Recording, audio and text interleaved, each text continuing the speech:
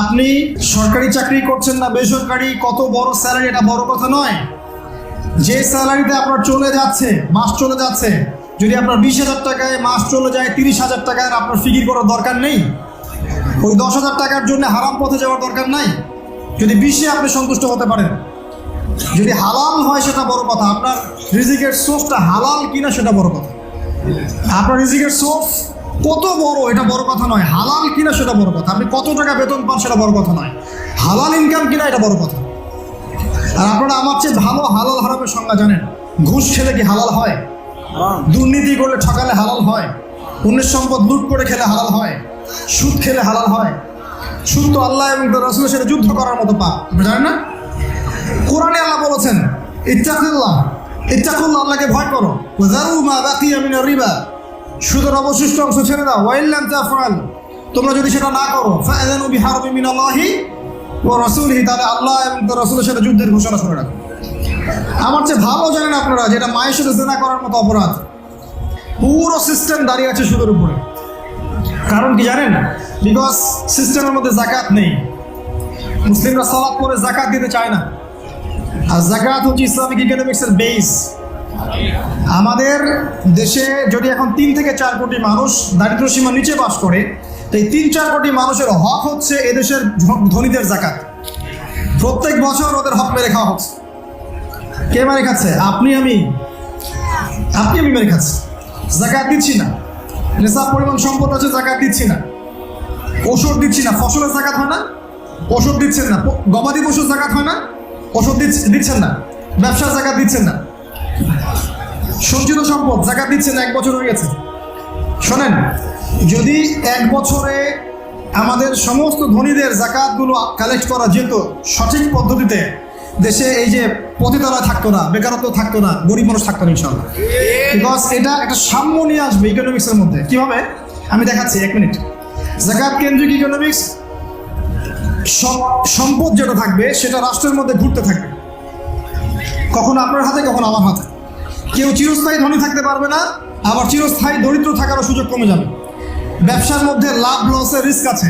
কেউ যদি আজকে ধনী থাকে কালকে গরিব হতে পারে, কালকে গরিব পরশুদিন ধনী হতে পারে।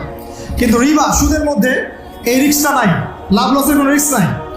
যে ধনী সে চিরস্থায়ী ধনী হতে পারবে, আর যে গরিব সে চিরস্থায়ী গরিব হওয়ার সুযোগ থাকবে। তখন ওই ব্যক্তি বা ওই সমাজ বা ওই রাষ্ট্র সুদদাতাদের কাছে জিম্মি হয়ে পড়ে, দাসত্ব শৃঙ্খলা আবদ্ধ হয়ে পড়ে। ওই যে বলেছিলাম যে অনেক বড় বড় মুসলিম নেতা বলবে ইসলামিক খেলাফত কায়েম করতে চাই, টাকার মান কমে যাবে, বলেছিলাম না? হয়েছে? এখন বাস্তবে হয়েছে। ইকোনমিক্স নিয়ে কথা বলার ফলে অনেক ভালো মন্দ মন্তব্য শুনেছে। আমি জানি তারা যারা মন্তব্য করেছে না বুঝে করেছে, তারা এটা জানতো না, তাদের ইকোনমিক্সের জ্ঞান ছিল না। ইন্টারন্যাশনাল ইকোনমিক্স আমাদেরকে পড়ানো হয়েছে। এর সাথে ইসলামিক ইকোনমিক্স যখন আপনি মিলাবেন তখন বুঝতে পারবেন যে সারা বিশ্বের অর্থনীতির প্রতারণা করছে পশ্চিমা বিশ্ব এবং গরিবের রক্ত চুষে খাচ্ছে। এই কারণেই এই মেরাজের রাতে নবী সাল্লাল্লাহু আলাইহি ওয়াসাল্লাম দেখে এসেছেন যে সুদখোরদের মাথাটাকে ফাটিয়ে দেওয়া হচ্ছে রক্তের নদীতে ফেলে। রক্তের নদী কেন? বিকজ পৃথিবীতে তারা মানুষের রক্ত চুষে চুষে খেয়েছে। তো যাকাত কেন্দ্রিক যদি আমরা সিস্টেম চালু করতে পারতাম, রিবার এই চাপটা কমে যেত এবং সচ্ছল একটা সাম্য সার্কেল তৈরি হতো। এটা আপনি ব্যক্তিগতভাবে করতে পারেন, মসজিদ ভিত্তিক করতে, মাদ্রাসা ভিত্তিক করতে পারেন। আল্লাহ যদি তৌফিক দেন, আল্লাহ যদি বুঝ দেন, রাষ্ট্র থেকে করতে পারে। আল্লাহ তৌফিক দান করুন। তো এই হলো বিষয়। হালাল রিজিক সোর্স করেন, সুদ খায়েন না, আল্লাহর ওয়াস্তে সুদ খায়েন না, আল্লাহর ওয়াস্তে সুদের সাথে সম্পৃক্ত হয়েন না। 4 শ্রেণীর মানুষকেই নবী লালত করেছেন, যে ব্যক্তি খায় দেয় সাক্ষী থাকে লিখে, আল্লাহর ওয়াস্তে করেন না।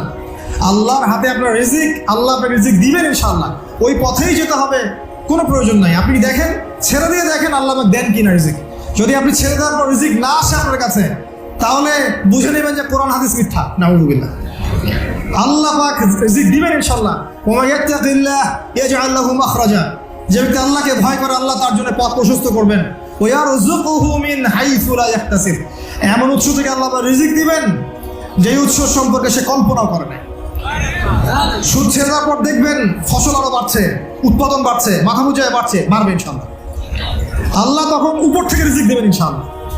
আকাশ এবং জমিনের বরকতের দরজা আল্লাহ খুলে দেবেন ইনশাআল্লাহ। আর যখন আমরা এখান থেকে সরে আসবো, আল্লাহ পাক বরকত দিবেন না। আমাদের হাতে ছেড়ে দিবেন, তোমরা যা ইচ্ছা তাই করো, আমি নাই নেব। ব্যাপারটা এরকম হবে।